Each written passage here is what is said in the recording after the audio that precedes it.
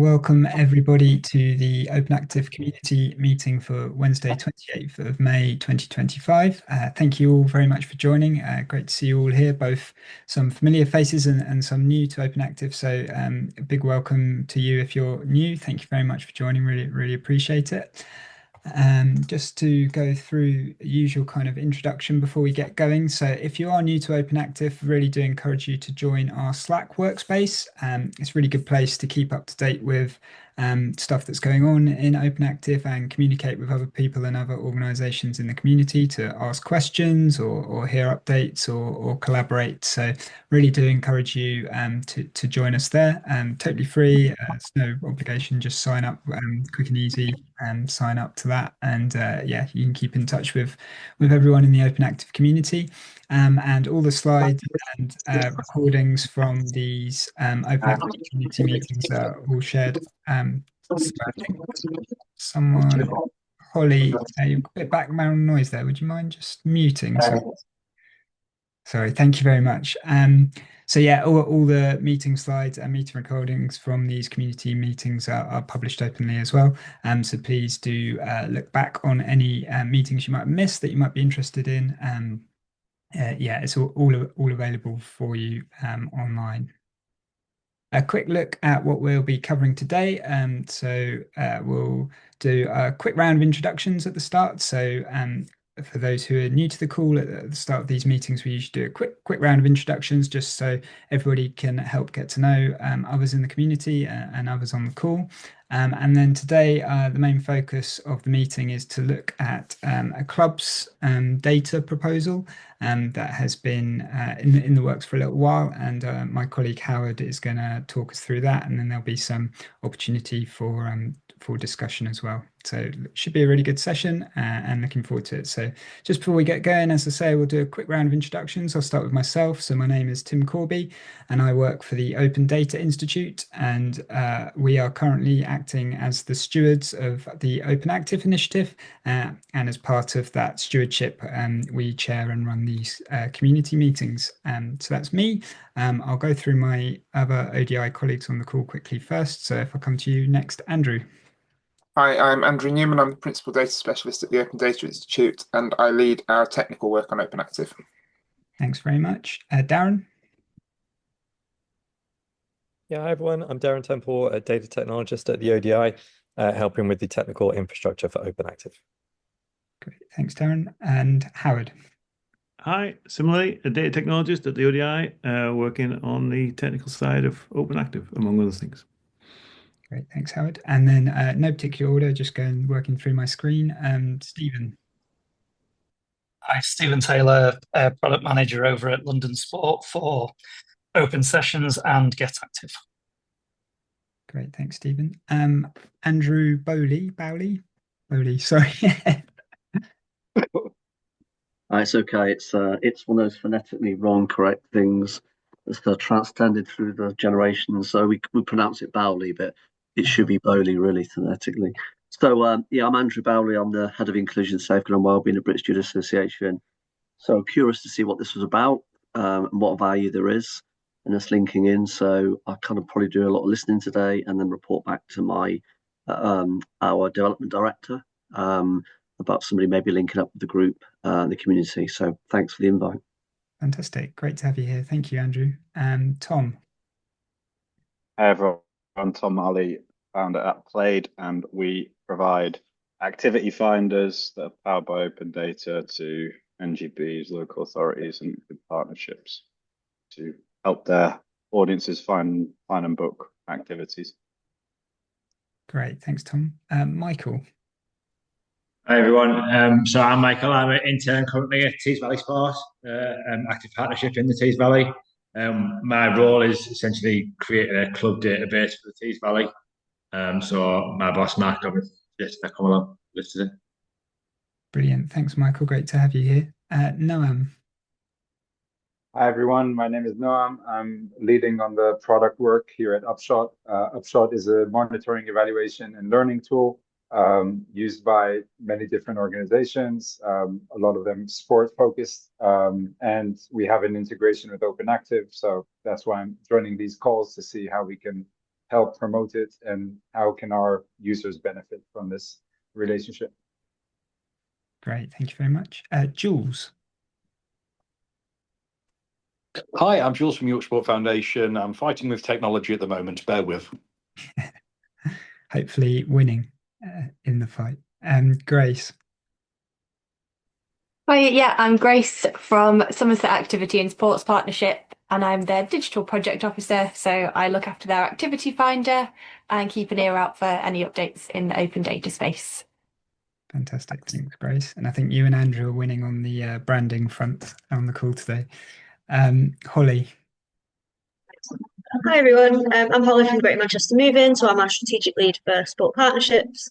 And we're looking to do some work similar to Michael around kind of club mapping and databases. So this has come at a really good time. Keen to hear what others are doing and what the kind of national sort of direction is around this as well.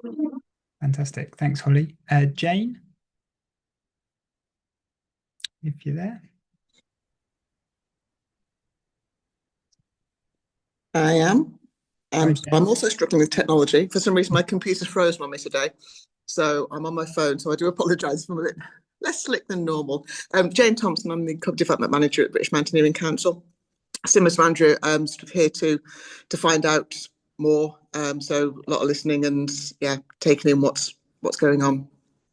Fantastic, thanks, Jane. And we did have Carly, but I think she's just dropped off. So I'll leave it there. But yeah, and thank you again all for joining. If you are new to the call, please do feel free to ask questions. It's quite an informal group here and very friendly. So if you have any questions at any point, then please do just put them in the chat or use the hand function to raise your hand, and we'll come to you. We're very, very happy to answer questions as we go.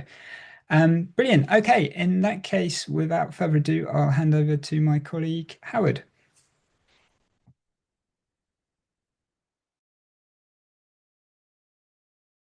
You're on mute, Howard. Not a good start. Do you want to put advance the slides? But I wonder if we've got a few new people, whether we should very quickly just do a quick intro to OpenActive and the find and book kind of objective. Yes, can do. Would you like me to do that? Was that a hint? Go on. I think it'd be useful. Very Okay. quickly. Yeah, happy to do that. So yeah, for those who are new to OpenActive, just very briefly, so OpenActive has been around for about 7 or 8 years, I think, something like that. And the goal of OpenActive really was to make it easier for people to find and access information about sport and physical activity opportunities. It's the kind of data that's usually is available online. So things like what time the activity takes place, the location it takes place, any equipment you might need to bring, all of those kind of things that you might need to know to make a decision about whether that activity is right for you and how you go about taking part in that activity. And that sort of information or data about activities can be quite tricky to find online. It's quite fragmented in the sports sector.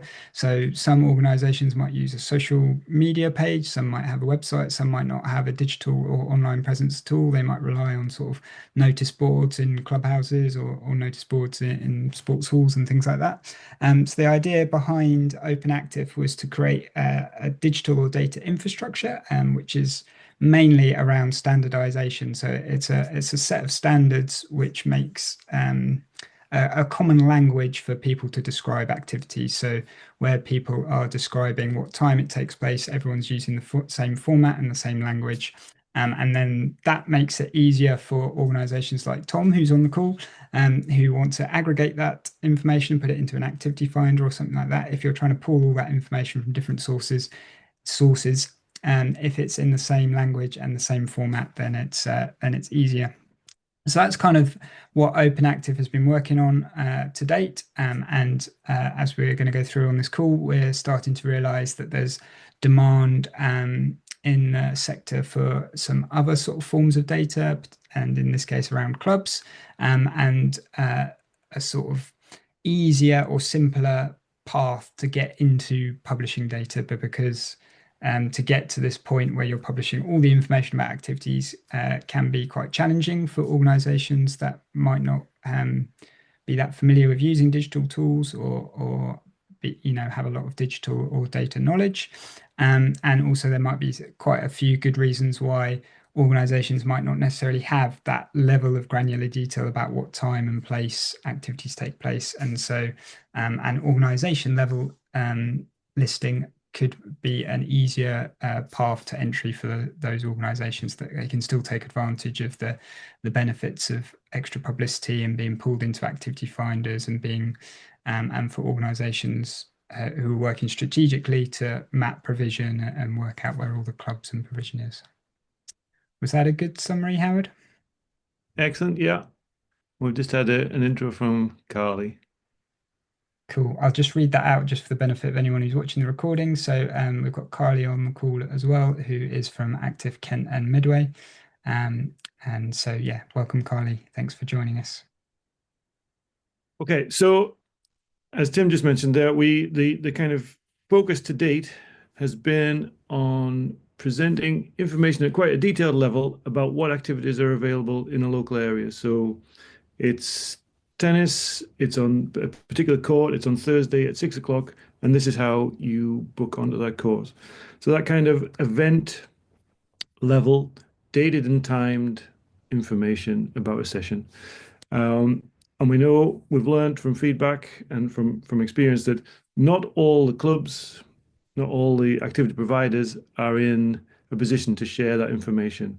If they don't have a kind of a booking system that captures all that and can share it conveniently, then that would be an incredible amount of work to keep that up to date. So we've realized there's a big gap in the information that's out there, that's open data. People may not know that there's a tennis club just 2 miles away around the corner. They may not know what other clubs are available. So if, like Jules, an active partnership trying to create a database or a map to share in their local authority to say, this is what you can do, what you're interested in, find an activity here.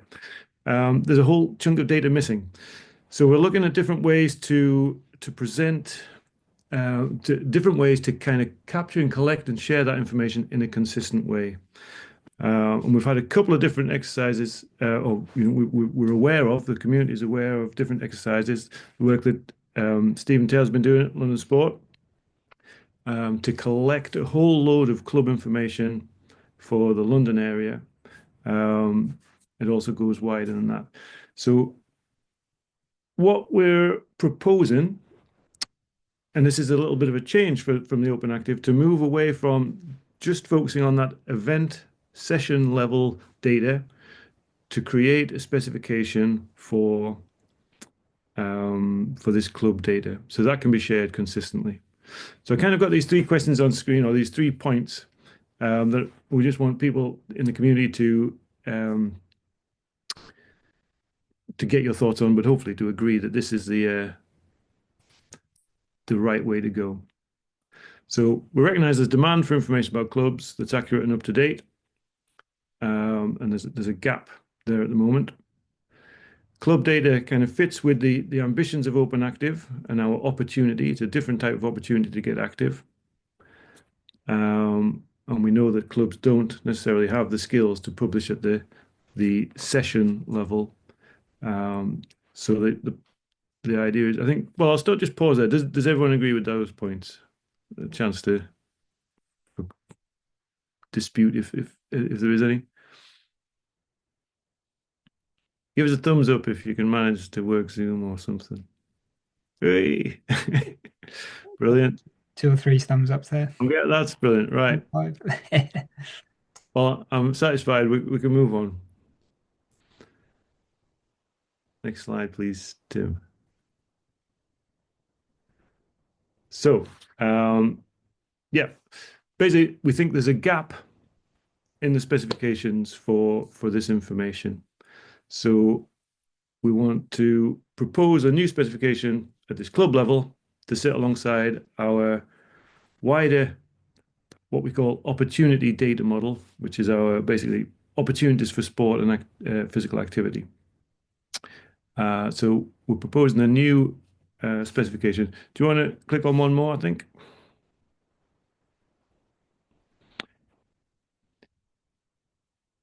So what we're actually proposing is to recognize 3 levels of opportunity. There's the club level that we've just described. This is for those clubs that don't necessarily have session level information on the system that they can share conveniently. That's level 1. Level 2 would be those organizations and clubs, activity providers that do have booking systems that can say they can make information about a session at 7 o'clock on Thursday with 10 spaces available, and they can keep that information up to date so that someone booking online can say, well, there's only 6 spaces available now. They know that information is accurate and up to date. That's the second level. The third level is at the full, what we call the find and book use case, is that someone looking on an app can find the location, the date and time of that activity, and they can click the button right there and then and book it straight from the same kind of screen. That's our ideal user experience. And that's the third level of integration, if you like, with the OpenActive specifications. So that level 3 is our ideal, the best kind of in terms of removing barriers for people to get active. That kind of creates the smoothest journey. But we recognize that level 1 offers a stepping stone into that open data world, an opportunity to raise awareness of the value of open data publishing, and a chance to kind of move people in time towards those more integrated levels of 2 and 3, which make it easier for people to find and get active, find an activity online and get active. Okay, so we'll move on one more. So we thought there are 2 approaches to create this new specification, this club standard. We have the existing OpenActive data model, but what we're proposing now is a relatively simple standalone data model, data specification for clubs. So it's a kind of reduced version of that full data model, which focuses just on the organization, the activity, and the place that it's taken place, or the place that the activities are provided.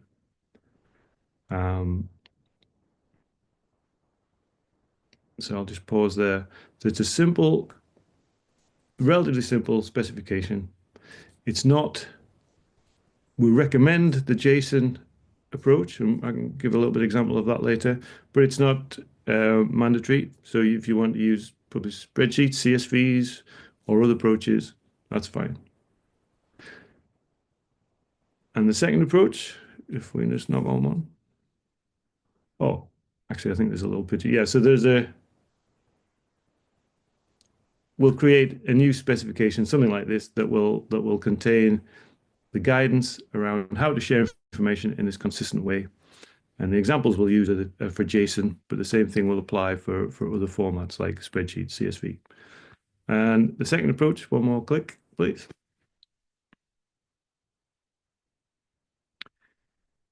Alongside that, we'll also update the full data model to reflect the changes we've made around collecting more information about an organization. So basically that means we'd link an activity directly to an organization rather than to an event. It's basically that simple. That would be the only change. We'd also provide some guidance around how you could create a feed, a data feed like our existing event-based feeds for club information. So that's basically two routes: a standalone specification and an update to the fuller data model, the OpenActive data model.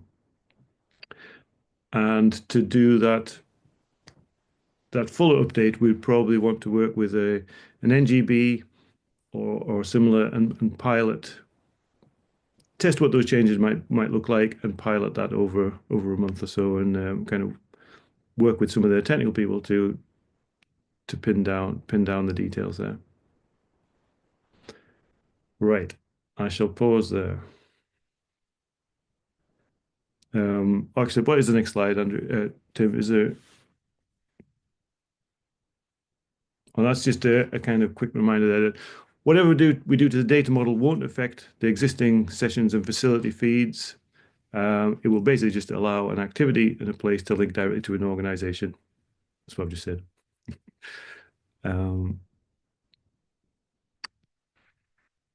So when we first mentioned the idea of a club data feed, it has been tried in the past, or sharing club information has been tried in the past, and there were some concerns raised from the community. All right, how do you keep it up to date? How do you ensure it's accurate? So, I mean, we already have the possibility where clubs can be duplicated in our existing data, and data can be out of date and can have missing data. But the things we're trying to propose in this data model will kind of help tackle those problems and hopefully simplify them. One of the things was about how do you know information's up to date? So if the addition of a last updated date or a last verified date would allow data consumers to put a filter on and say, that hasn't been updated for a year. I don't think I trust it. I don't want to put that in front of my end users. I know there was a challenge around primary versus secondary data. So this is data that someone has collected about a club, being secondary data, versus information that a club has shared themselves, being primary data. And that there's a better chance of it being up to date and accurate if it's primary data.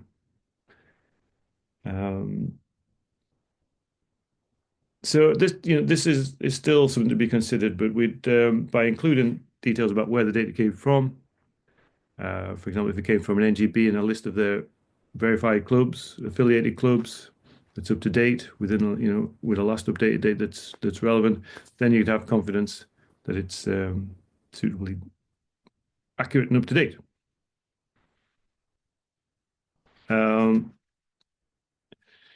Yeah. So we can pause there for any comments, any thoughts on the principle of club data and on the proposal to create a standalone specification and make an update to the opportunity data model. Thanks for that, Howard. That's super helpful. Yeah, I think that's the right approach. I was just going to ask, the source of truth for this, I guess, is going to be driven by combination of NGBs and active partnerships. Is that data coming directly from, say, their CRMs, so it's kind of live and up to date, or is it simpler than that in the first instance? Well, there's what we've done is create here. What we're talking about is creating if people are going to share information about clubs, let's do it in a standardized way. That's basically the crux of where we are. For the implementations, this is where we get into the challenges that you've raised. And Steven's got his hand up, and I'm going to let him come in because he has done the data collection, including working with the NGB. So I'll hand over to Stephen. Do you want to quickly give a quick update, Stephen, on the work you did, just for those that are unaware? Yeah, so we, I think it's last year now, we took part in this Civic Data Challenge, which was essentially a process of mapping as many clubs as we could in and around London. And what we decided to do was use our existing open sessions tool as a method of doing that. So we collected data from around 90 national governing bodies and local authorities and various sports partnerships and just various bodies. So to Tom's question, it's like that came over as essentially all sorts. I mean, we requested it in a CSV. We had a number of required fields. Rarely were those required fields fully populated. some NGBs are storing it manually, some have it in CRM, some are able to export it very easily and quickly. Some gave us a national picture, some gave us just London specifically. To give you an idea of that, I think we added around 9,000 organizations to open sessions, might be a little bit higher. To give you some further insight into that, so I know Jules has undertaken a piece of work around scraping club data. We were able to look at that project from a London perspective and basically dedupe it against ours, and it would add roughly another 9,000 organizations. And this is all deduping as we go because we're putting it into open sessions. So any clubs that we uploaded that already existed in open sessions didn't get uploaded twice, and subsequently if we compare them to kind of web scraping data. So there's a massive amount of club data that none of us are aware of, because we've reached out. Sorry to interrupt, Stephen. Do you mind just giving a quick intro to open sessions, just for some people who might not be, because I know it can get a bit confusing because there's open. Yeah. So open sessions is a London Sport product. It is a free-to-use OpenActive listing service. So you basically go on, you sign up, you put your organization on there, and then you can go and list sessions. You can link off to third-party booking systems if you want, but that's the extent of it. You sign up and you list your session. But because part of that flow involves you adding your organization, we felt, well, if we add a few more fields to that organization layer, then it basically creates this standard and a way of people getting into this. And where do I go to publish my club? That, well, we have all of that functionality in open sessions. We have it now.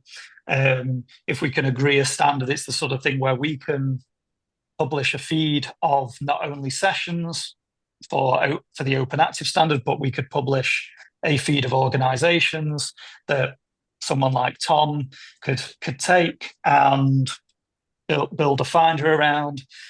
Someone like Andrew at British Judo could go through, filter down to judo clubs, find unaffiliated clubs and organizations to reach out. And that would be organizations that have just listed on that platform or have listed on the platform and have active sessions going on. I know that's kind of a wider thing than what was asked. But yeah, it's kind of an overview of our work. So we have a club listing platform ready to go. We just don't have the other side of the puzzle, whether it's ingestion or just display. But we do have a large amount of clubs that have been given to us by local authorities, NGBs, sports partnerships, kind of everything. And part of our process with that over the next few months will be essentially revalidating that data, firing out emails to those organizations to see if they're still active, if they want to keep their listings, if they want to essentially upgrade and start listing sessions. It's almost a funnel into the OpenActive ecosystem. And then what we have this built. It's not been particularly rolled out. We're probably looking for some NGBs and local authorities to work with. But we have a dashboard of those clubs that were provided to us. So if I don't know, like British Rowing gave us 100 clubs, we have a dashboard that British Rowing can log into that displays those 100 clubs. They can edit and update that information, updates it live on our system, and we do have the potential to open that out to unaffiliated organizations as well. So that would be people that are currently listed on the session on the system as a rowing club or listing rowing sessions that are not currently in that list. So I think there's a lot of value in having like this kind of source of truth for clubs that's shared across the kind of ecosystem, because for context, we've been doing tons of work around essentially defining relevant data from organizations that we're aware of. And so have done this across golf and across some other sports where we're working with NGBs to help get, and the kind of tricky bit is it's useful when we've got the initial data set. So here is a list of clubs, enrich this data by going out and finding opportunities that are published on their website or on other websites and then consolidating that. So there's kind of a way to start as like a understanding who actually provides opportunities to play sport, then enables you to find other sources to find those things that they do. So yeah, it would be super valuable. What we don't in a typical activity finder experience, when there's limited to not much information about a club post except for the organizational information, it doesn't typically lead to a fulfilling user experience without understanding what opportunities they have. However, by just understanding this is a club that does X, Y, and has, then you can kind of enrich that data from some methods we're using and Google Maps data and all these other sources that might exist around them. But I guess the key thing I think that will happen when you get down into the detail again is the information about a club that's useful varies from sport to sport or activity to activity. So there might need to be some flexibility in the specification around kind of sport specific data that might be useful, specific accreditations and specific demographic types.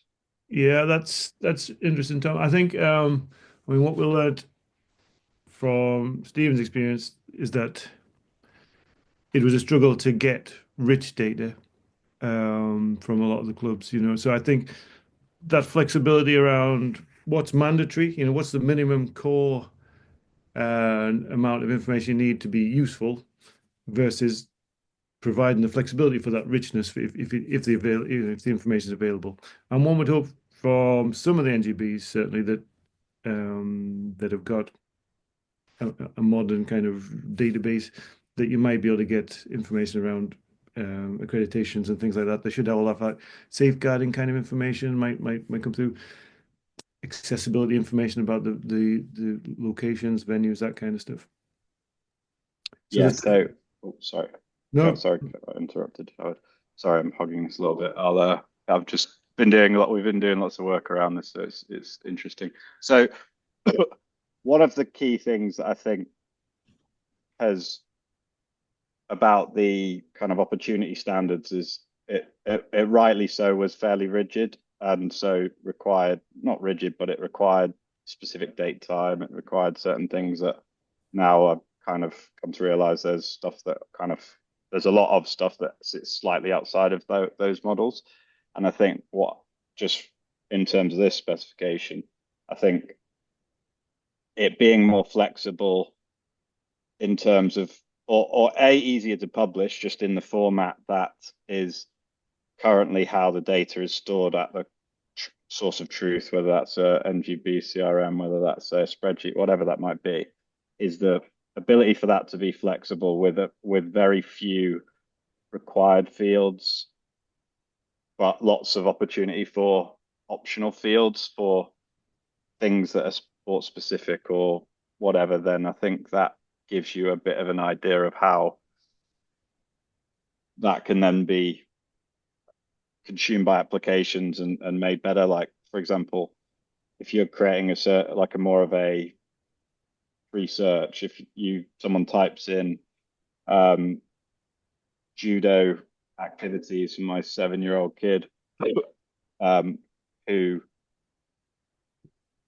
has autism, there might be something specific in the judo club's data that indicates that club is got the right means to be able to support that specific journey, but it might not be in a specific.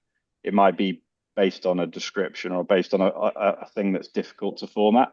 So I think like when you're looking at search application, there's probably a lot of metadata that can help deliver better searches that might be missed out if there's not a way to publish stuff as much of the data as possible without it kind of having to be formatted in a specific way. Now the formatting can now be done pretty easily. That's less of a requirement from our side anyway. I think you're right, Tom. I think my counter to that would be that this is about a first step. So at the moment, I think what our analysis has shown and the work that London Sport and Yorkshire Sport have done is that there is a huge chunk of sport and physical activity that isn't represented in OpenActive's data. So what we're trying to do here is create an easy first step for individual clubs or perhaps governing bodies that have a collection of data about clubs to get that data published and make that data open. So, and then once you have that data, you can then think about how you extend it and how you improve it. And as Howard said, ideally, if you follow the OpenActive vision, that goes all the way through to them publishing their sessions and making those sessions bookable.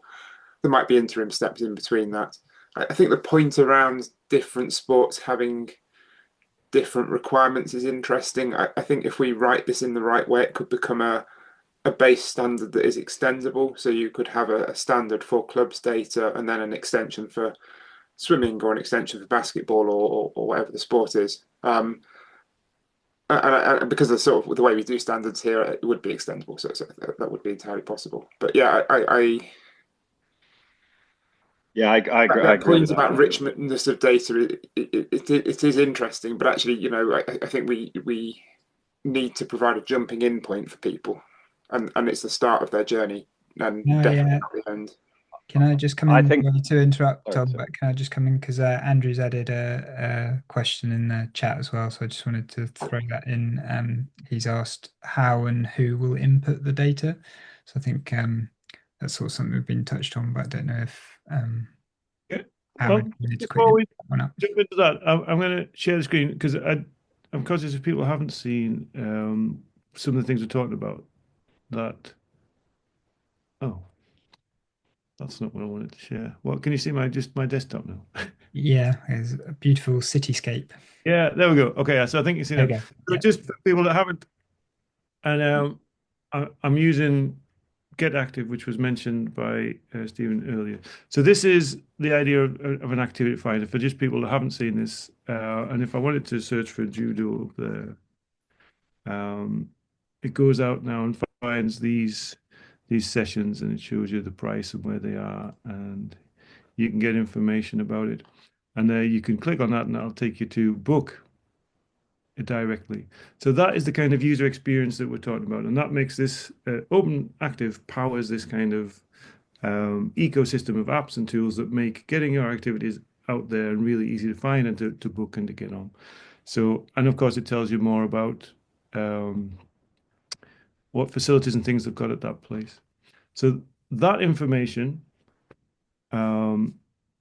is coming from the booking systems of the Better Gym, I guess. The Better is GLL from this leisure centre. Basically, that leisure centre has a booking system, and that information is entered there, and then that can be cascaded out into the OpenActive ecosystem via a data feed, what we call a data feed. So that's how the existing system works. What we're talking about here, and as Stephen mentioned, they basically surveyed NGBs, asking them to send in their information in a fairly simple CSV spreadsheet format. Same from local authorities and those 90 other bodies or whatever that they contacted. So that's how they obtained that information. What another thing that was mentioned is OpenActive, Open Sessions, which Stephen mentioned, which is another tool.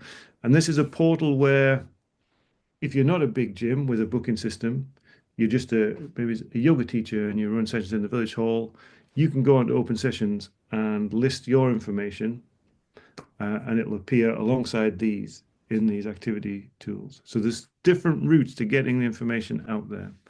I don't know if that answers the question. I'm going to try and stop sharing.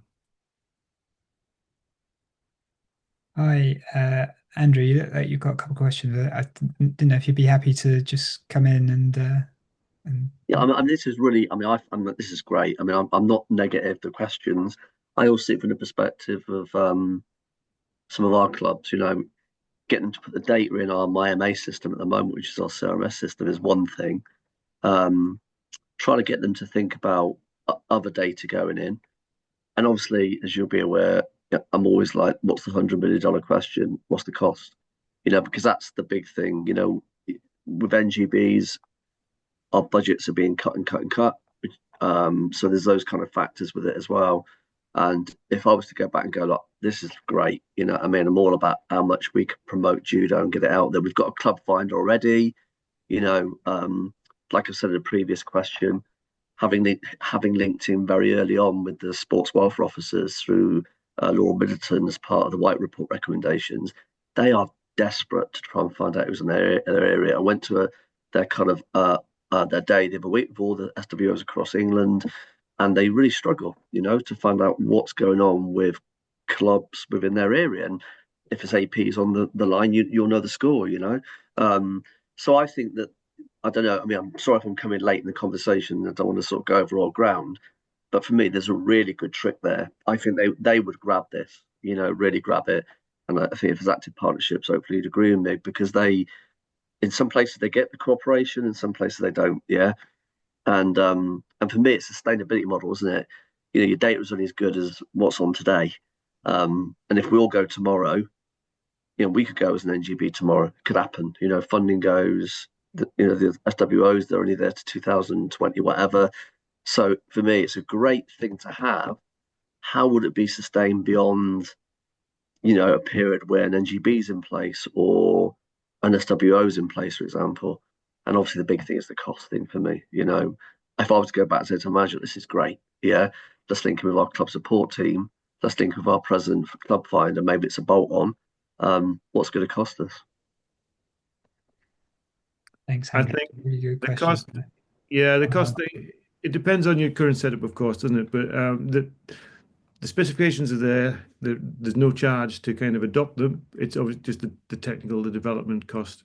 It could be that whoever produces your club finder, you've obviously got the data in a digital format. There's going to be a way to spit it out in the kind of specification that we're talking about. I don't know who was first, Jules or Stephen, but I think it was Jules who was up first. Was it connected to what Andrew was talking about, Jules? You muted, Jules. You're on mute, Jules. Sorry.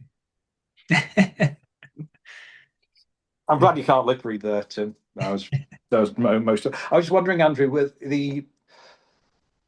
it's all about finding out what the information is, whose responsibility is to publish it. For us as a Yorkshire, we very much just want to go, here's a club finder, here's a local judo club near you, there's their website, they go there, they've got the booking, they've got the details. It's like with Parkrun.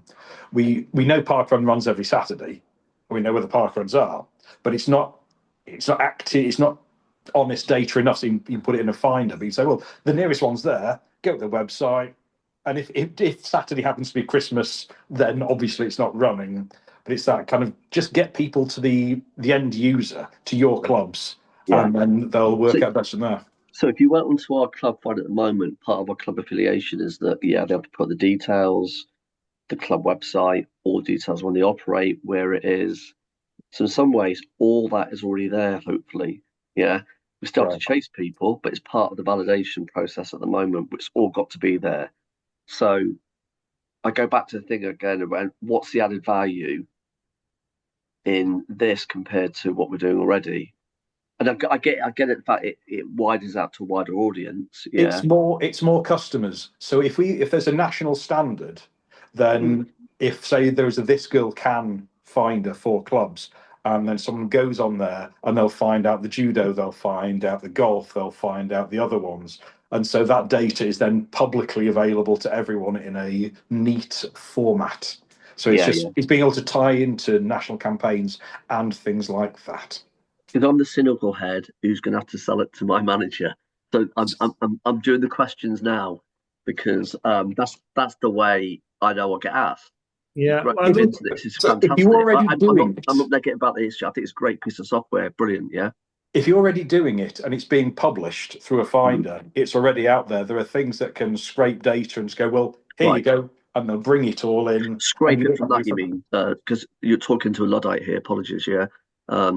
It's like a Google. So you'll be able to go right. What are the judo clubs, and then bring all that into a feed, and then that feed can be standardized. That's what we did. That's what we're trying to do with our finder.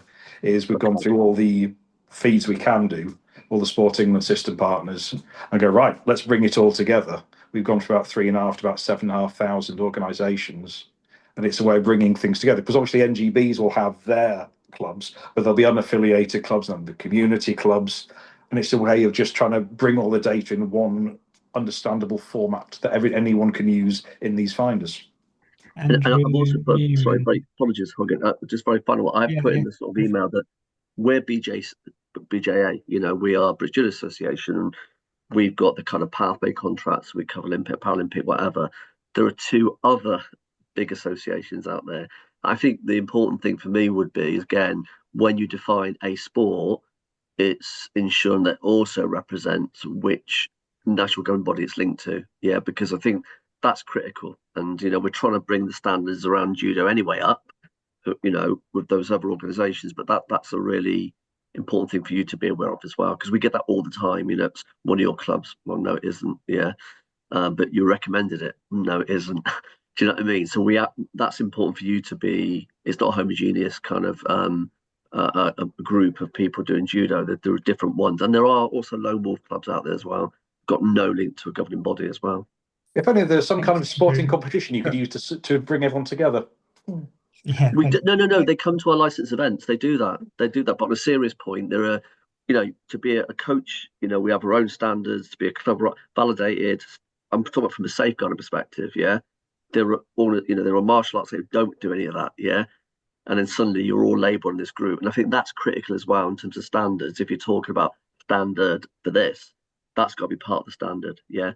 I think that's a really good point. Thanks, Andrew. Andrew Newman, I think you had your hand up, but you've put it down, and then put it down. Don't worry. Just after you. Okay, cool. And so yeah, Howard, did you want to go quickly before Tom? Well, I would only say, Andrew, if you want to have a follow-up call, we can dive into some of those things you've mentioned. That's fine.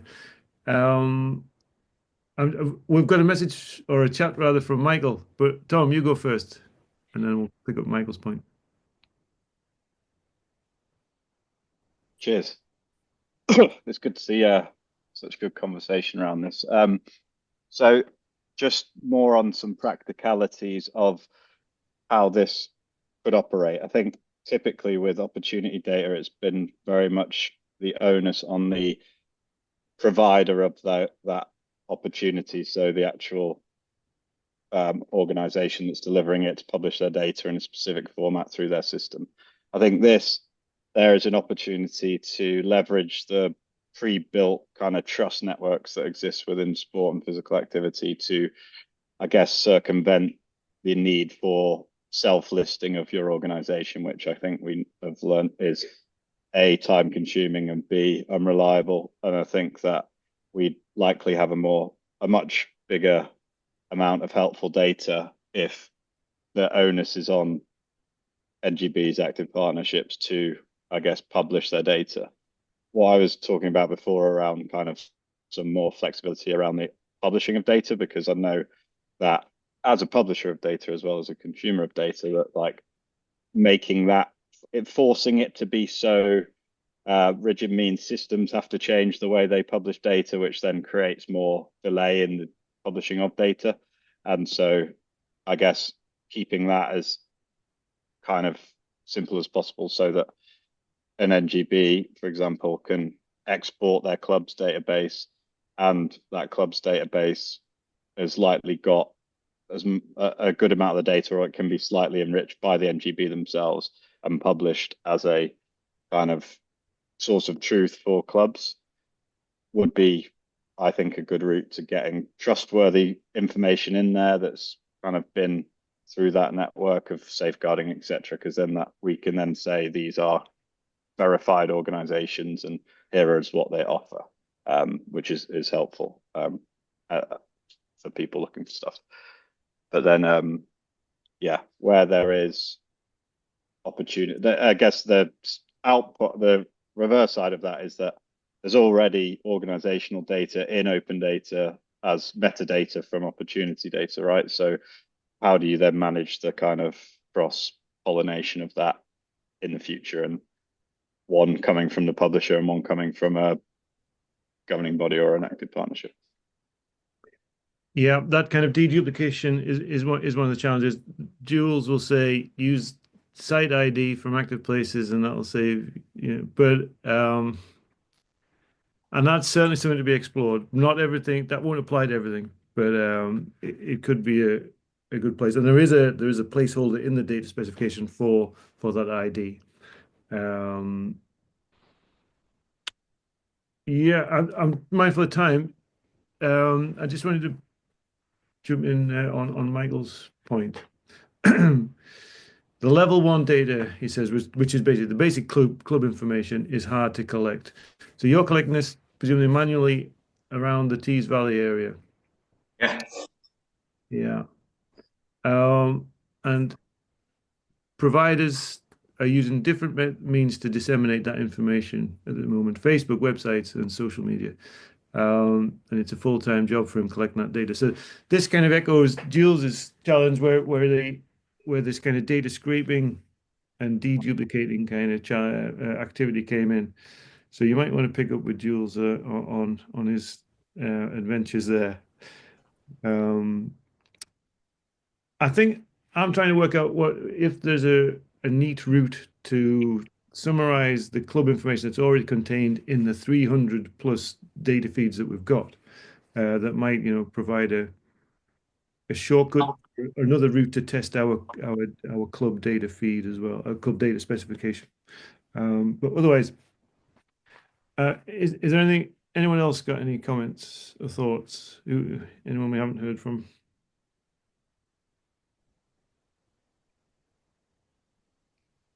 Noam, I think, did you say that Upshot work with NGBs? Could you see a kind of convenient route out of your system for NGB club data, or? NGBs, yeah, we work with a few NGBs, and I think it's worth exploring because they're a group of organizations that in some way are already in the second level. So they're already recording the data. So maybe they would be more open to share kind of the club data.